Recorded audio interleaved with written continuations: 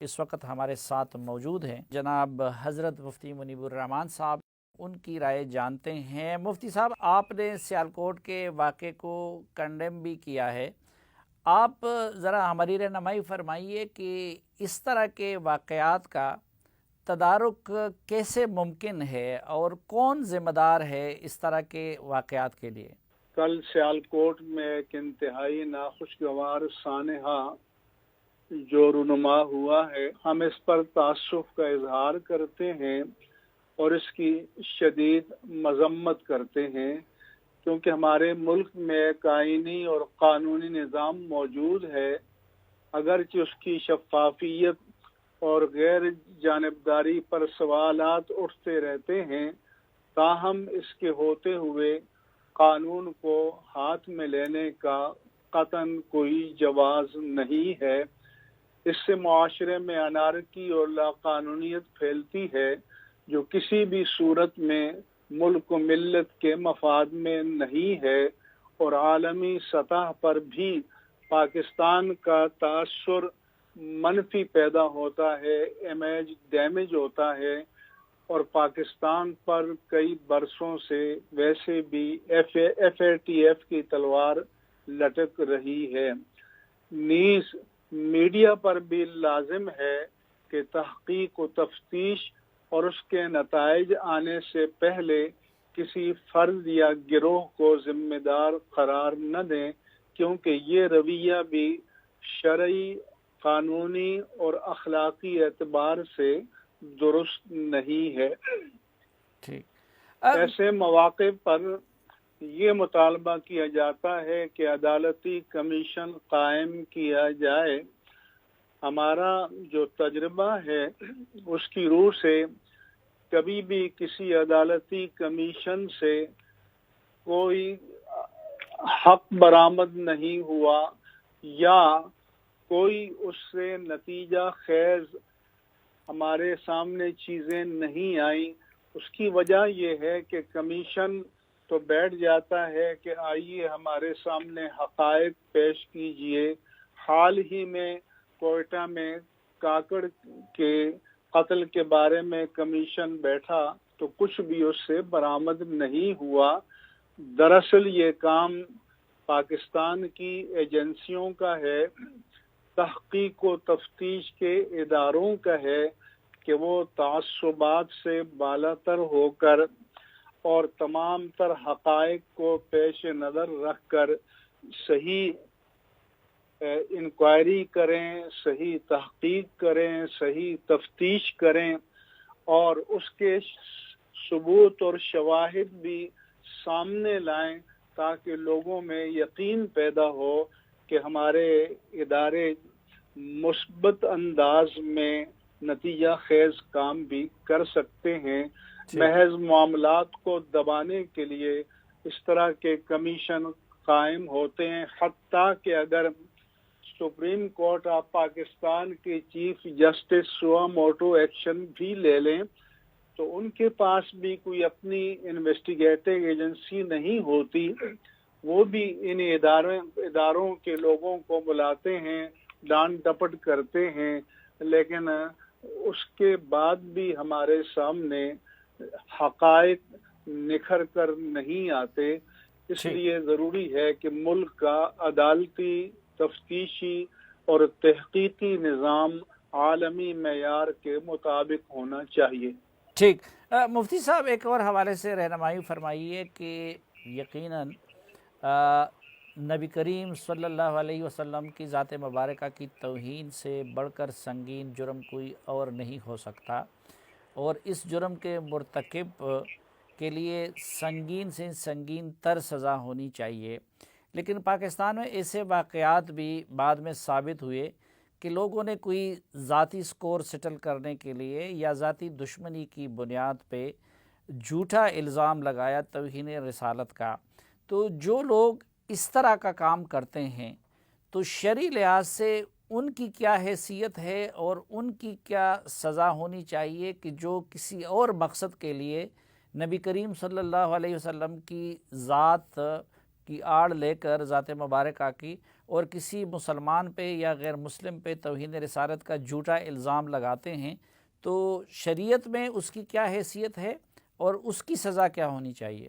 شہادت کاذبہ اور شہادت مردودہ میں فرق ہونا چاہیے۔ ٹھیک۔ شہادت کاذبہ وہ ہے جو ایک شخص جان بوجھ کر منصوبہ بندی کے ساتھ کسی پر جھوٹا الزام لگاتا ہے۔ شہادت مردودہ اسے کہتے ہیں کہ ایک شخص نے دیانتداری سے ایک واقعہ دیکھا، جا کر عدالت میں شہادت دی،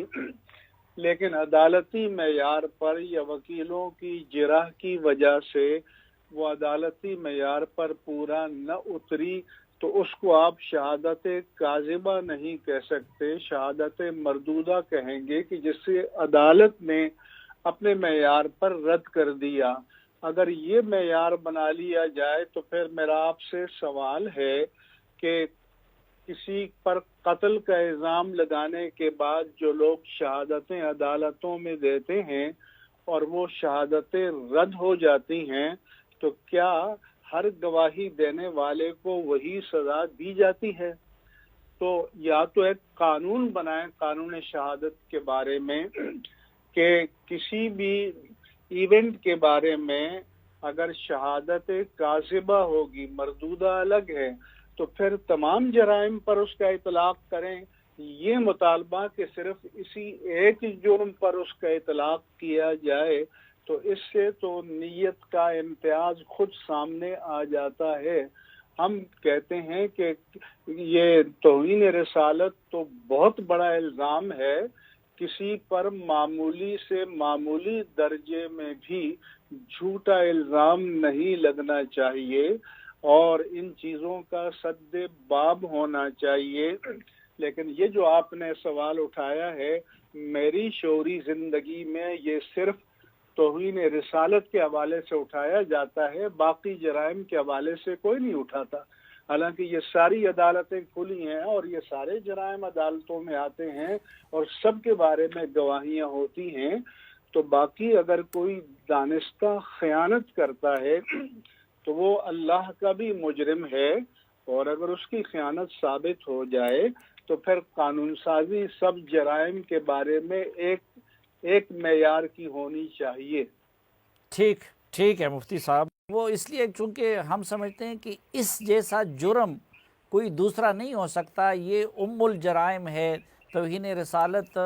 اور اس سے ظاہری بات ہے کہ پورے دنیا کے مسلمانوں میں اشتعال پیدا ہوتا ہے، تو اس لیے یہ سوال زیادہ اس حوالے سے اٹھایا جاتا ہے کہ یقیناً اگر کسی نے صحیح الزام لگایا ہے، صحیح گواہی دی ہے تو وہ تو خراج تحسین کے مستحق ہے، لیکن اگر کسی نے ذاتی مقاصد کے لیے کیا، ثابت ہو گیا بدنیتی سے کیا، تو اس صورت میں ہم آپ کی رہنمائی چاہتے تھے۔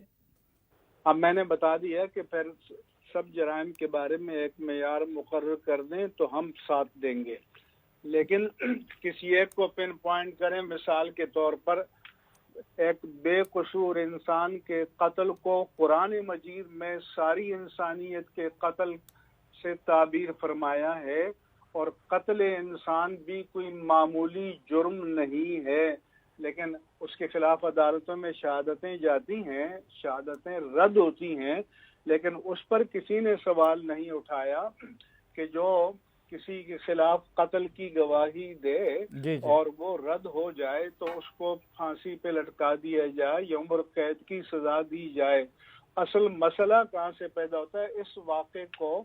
الگ رکھ لیں۔ مسئلہ یہ پیدا ہوتا ہے کہ کسی پر الزام ہے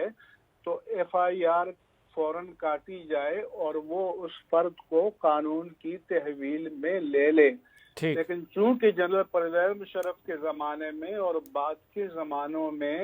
اس کی ایف آئی آر کاٹنے کو عملاً ناممکن بنا دیا گیا کہ ایس ایس پی لیول کا افسر مطمئن ہوگا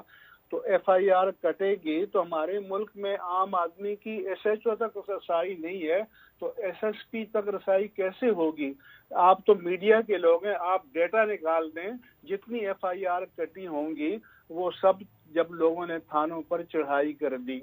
اب قانون کے اطلاق کو اگر آپ قابل عمل بنا دیں تو بہت سی چیزیں ختم ہو جائیں گی، جس پر الزام ہے وہ